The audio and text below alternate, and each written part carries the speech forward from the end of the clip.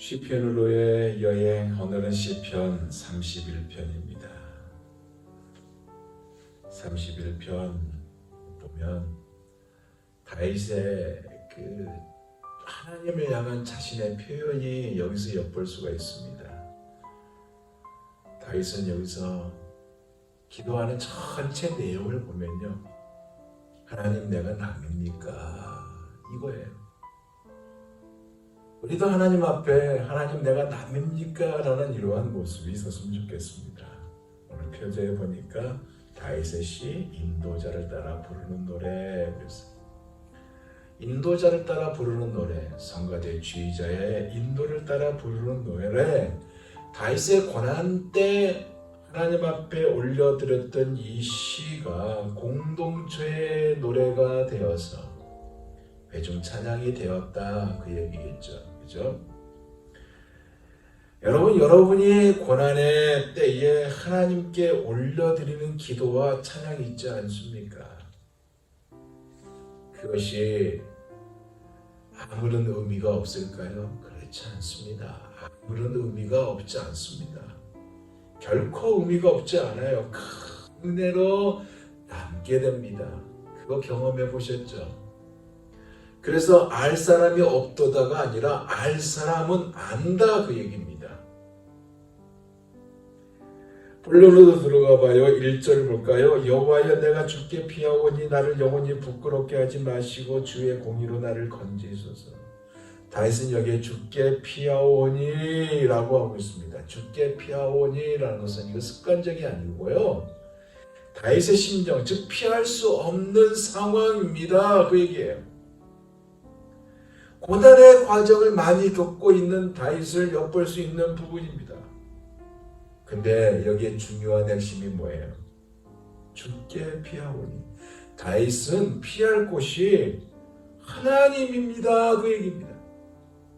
하나님이라 그렇게 고백하고 있는데, 중요한 것이 뭐겠습니까? 어떻게 피하느냐가 아니라 어디로 피하느냐, 그거거든요. 하나님만 바라보며 하나님께 피하는 다윗처럼 우리도 하나님만 신뢰하는 우리가 되기를 원합니다. 다른 방편 찾지 않기를 원합니다. 한결같이 하나님만 의뢰하는 다윗처럼 우리도 이렇게 되기를 원합니다. 그러면 다윗이 어떻게 여겼기에, 하나님을 어떤 분으로 여겼기에 하나님께 피한다고 고백하고 있을까요? 3절에서 4절 보세요. 주는 나의 반석과 산성이시니 그러므로 주의 이름을 생각하셔서 나를 인도하시고 지도하소서. 그들이 나를 위하여 비밀이 친 그물에서 빼내소서. 주는 나의 산성이니라. 하나님은 자기의 반석이고 산성이다. 주의 이름을 생각하셔서, 주의 이름을 생각하셔서. 대단한 신앙입니다. 나를 위하여 비밀이 친 그물에서 빼내소서. 주는 나의 산성이니라. 여기에요, 우리는 그냥 이렇게 연결된 그러한 그 문장이지만 원문에 보면 접속사 키가 빠져 있습니다. 이유를 말하는 접속사예요. 의미가 뭐냐면 왜냐하면 라는 의미예요. 그렇기 때문에 이거를 그대로 표현하면 하나님께 피하는 그 이유가 왜냐하면 하나님은 반석과 산성이 되시기 때문에 라는 그러한 의미가 되는 거예요. 생각해 보세요. 사울 왕으로부터 그가 도망자 생활이 10년입니다. 수년 동안 도망을 다닌 다윗과 그의 일행도 있겠지만 사실은 다윗, 반석과 산성의 이 장단점에 대해서 누구보다도 잘 알고 있는 다윗입니다. 안 그러겠어요? 사울의 군인들로부터 인하여 피할 곳이 없다고 생각했는데 마침 주변에 큰 바위가 있어서 그 뒤에 숨을 수 있었고, 위험해서 벗어나게 되었을 때 그 바위를 거기에 두신 하나님께 감사를 드렸다는 것입니다. 우리도 이런 경험이 있지 않습니까? 피할 수 없는 상황인데, 생각지도 못하는 상황인데 갑자기 또 나타나서 갑자기 이것이 해결이 되어서 누군가의 도움으로, 하나님이 그렇게 하신 거죠. 그 바위가 없었다면 자기는 틀림없이 잡혔겠지만, 그리고 거기에 숨어 있으면서도 두려워했겠지만, 하나님이 감춰주셨고 있게끔 했다 얘기입니다. 내가 아는 자매가 있습니다. 그 자매는 강원도 깊은 곳에서 온 사람입니다. 탈북자죠. 그가 중국을 거쳐서 미얀마를 거쳐서 그리고 한국으로 들어와 있고, 그리고 있다가 이제 미국에서 현재 살고 있는데, 그의 간증에 그가 이런 얘기를 하더라고요. 북한에서 나올 때 어린아이들 몇 명을 같이 데리고 나왔답니다. 미얀마에서 있었던 얘기래요. 공안이 닥치니까 숨어야 되잖아요. 근데 숨을 바위도 없고 아무것도 없어요. 풀밖에 없습니다. 그리고 아침이에요. 뻔히 보이는 아침입니다. 근데 공안이 떴으니까 어떻게 해요? 그냥 그 숲에 털썩 바짝 엎드렸답니다.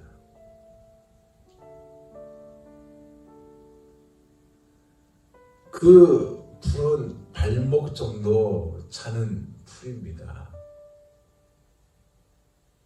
그냥 관심만 가지고 이렇게 쭉 쳐다보면 다 보여요. 다 잡힐 수밖에 없는 상황입니다. 또 미얀마는 북한과 이렇게 연결되어 있잖아요. 잡히면 다 북한으로 가서 다 죽습니다. 하나님 앞에 기도했대요. 그런데요, 공안이 쳐다봤는데, 이렇게 쳐다봤대요. 근데 안 보였답니다. 하나님이 가려줬죠. 그래서 무사히 나올 수 있었다라는 감정을 들었습니다. 하나님이 바위가 되셔서 그들의 눈을 가려줬고, 그래서 하나님의 반석이요 산성이라고 고백했던 이 자매처럼 지금 다윗도 잠시 피할 수 있는 장소가 그곳이 아니라 오랫동안 안전하게 머물 수 있는 그 무엇으로부터 두려워 떨지 않는 곳으로 피하고 싶은 장소가 다름이 아니라 그것이 하나님이다 라는 사실입니다. 그러면서 다윗은 5절과 8절을 보면 이런 요청까지 하고 있어요. 내가 나의 영을 주의 손에 부탁하나이다. 진리 하나님 여호와여 나를 속량하셨나이다. 8절 보세요. 나를 원수의 수중에 가두지 아니하셨고 내 발을 넓은 곳에 세우셨습니까? 뭐예요? 자신의 모든 것을 하나님의 손에 부탁한다는 기도 아닙니까? 바꿔 말하면 사울이나 대적자들의 손이 아무리 커도 하나님의 손보다 크지 않음을 알고 있는 다윗이기에 자신을 건져 올려서 넓은 곳, 온전한 안전과 구원의 상태로 세워주실 것을 확신한 가운데 구하는 기도입니다. 우리도 이 자리에 머물기를 원합니다. 그러면서요, 9절에서 18절을 보면 죽게 피하는 사람의 고통과 탄식에 대해서 이야기하고 있고요. 하나님께 피하고 싶고 그렇게 하나님의 손 능력을 간절히 구하는 기도의 자리까지 나가는 다윗을 볼 수 있어요. 9절과 10절 먼저 볼까요? 여호와여 내가 고통 중에 있사오니 내게 은혜를 베푸소서. 내가 근심 때문에 눈과 영혼과 몸이 쇠하였나이다. 내 일생을 슬픔으로 보내며 나의 연수를 탄식으로 보내며 내 기력이 나의 죄악 때문에 약하여지며 나의 뼈가 쇠하여도소이다. 한마디로 뭐겠습니까? 불쌍히 여겨달라 그거 아닙니까? 불쌍히 여겨달라는 이 표현은 어떤 의미인지 아세요? 괴롭습니다. 울다가 지쳤어요. 눈이 몽롱해요. 목이 타요. 애간장이 끊어집니다. 숨이 넘어갈 것 같아요. 기운이 다했어요. 뼈마디가 녹아납니다. 이거 아니겠어요? 즉 자신의 모습이 총체적 난국에 빠져서 사는 것 같지 않다는 기도가 불쌍히 여겨달라고 그 기도라 얘기해요. 물론 아닐 수도 있겠지만 이런 의미가 담겨져 있는 다윗의 마음입니다. 심지어 11절에 보면요. 내가 모든 대적들 때문에 욕을 당하고 내 이웃에게선 심히 당하니 내 친구가 놀라고 길에서 보는 자가 나를 피하였나이다. 대적들과 같이 잘 모르는 사람에게 외면을 당하고 공격을 받는 것도 힘든 일이죠. 그렇지만 잘 아는 사람, 이웃에게 당하는 것은 훨씬 더 크죠. 심하죠. 상처가 크다는 것이. 이게 훨씬 더 어렵다는 얘기고 더 고통스럽다는 기도입니다. 그 어려움을 12절, 13절만 더 호소하고 있어요. 보세요. 내가 잊어버린 바 됨이 죽은 자를 마음에 두지 아니함 같고 깨진 그릇과 같으니이다. 내가 무리의 비방을 들었으므로 사방의 두려움으로 감싸였나이다. 그들은 나를 치료가 함께 의논할 때 내 생명을 빼앗기로 꾀하였나이다. 왜요? 자신이 원하지도 않음에도 불구하고 자신의 존재가 다른 사람들에게 죽은 사람 같고 깨진 그릇 같다? 버림받았다. 잊혀진 존재가 되었다. 그 얘기 아니겠어요? 육체적인 고통 위에 사회적 고통 그리고 관계의 고통이 가중되었다 그 얘기입니다. 보세요. 비방, 사악한 소문이거든요. 나쁜 소문들이 다 자기 자신을 괴롭게 했다는 거예요. 본인은 알지 못하고 다른 사람들에 의해서 악한 내용이 이렇게 퍼져 나간 것 때문에 이 악한 내용이 퍼져 있어서 사람들이 자신을 바라보는 눈빛이 예전과 전혀 다르다. 그래서 불쾌했을 거고 눌림을 당했을 것이고 참담함으로 가득하게 되었다. 그 상황에 부닥쳐 있다고 기도하고 있는 거 아닙니까? 우리도 이런 경우가 있었죠. 있을 것이고 있었습니다. 근데 중요한 것은 뭐냐? 여러분, 하나님은 다 듣고 계시고 해결하신다는 이 사실입니다. 이 사실을 믿으시기 바랍니다. 왜? 하나님이 피난처가 되시기 때문에. 이게 굉장히 중요한 겁니다, 여러분. 그러니까 좌로나 우로나 치우치지 않는 거예요. 주의 은혜를 구하는 그 자리에 나가는 겁니다. 불쌍히 여겨주옵소서. 14절과 15절 보세요. 여호와여 그리하여도 나는 주께 의지하고 말하기를 주는 내 하나님이시라 하였나이다. 나의 앞날에 주의 손이 있사오니 내 원수들이 나를 핍박하는 자들의 손에서 나를 건져주소서. 자신의 상황이 비참하고 처절할지라도 하나님을 신뢰하고 있는 다윗입니다. 자신을 힘들게 하는 자들을 복수하겠다는 게 아니에요. 그렇게 말하지 않았습니다. 언제나 하나님께 의뢰하는 다윗입니다. 로이드 존스 목사님이 이런 말을 했죠. 나에게 환난과 고통과 어려움이 있을지라도 그럼에도 불구하고 내가 여호와를 찾겠노라. 다윗이 이 자리에 머물렀다 그 얘기입니다.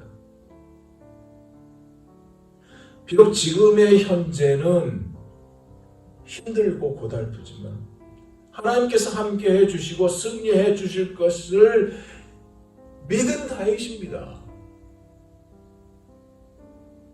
그가 19절에서 20절 보세요. 이렇게 고백해요. 주를 두려워한 자를 위하여 쌓아두신 은혜 곧 주께 피하는 자를 위하여 인생 앞에 베푸신 은혜가 어찌 그리 큰지요. 주께서 그들의 주의 은밀한 곳에 숨기사 사람의 꾀에서 벗어나게 하시고 비밀의 장막에 감추사 말다툼에서 면하게 하시리라. 참 대단합니다.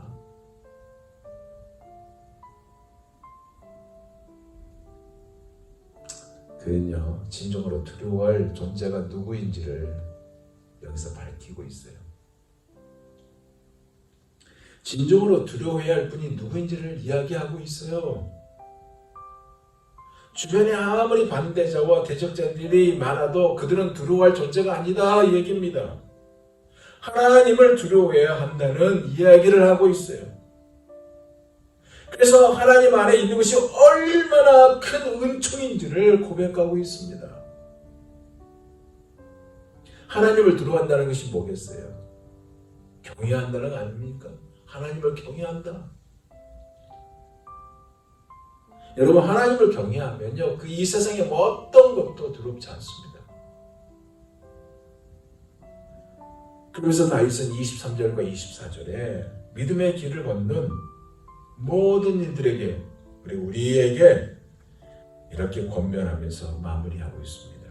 너희 모든 성도들아 여호와를 사랑하라. 여호와께서 진실한 자를 보호하시고 교만하게 행하는 자에게 엄중히 갚으시니라. 여호와를 바라는 너희들아 강하고 담대하라. 하나님을 사랑하고 하나님을 바라봐라. 바꿔 말하면 이것이 바른 믿음이다 그 얘기예요. 이것보다 인생을 더 바르게 살아가는 것이 없다 이 얘기예요. 굴곡이 많은 인생입니다. 누가? 다윗이. 실패가 많은 자입니다. 누가? 다윗이.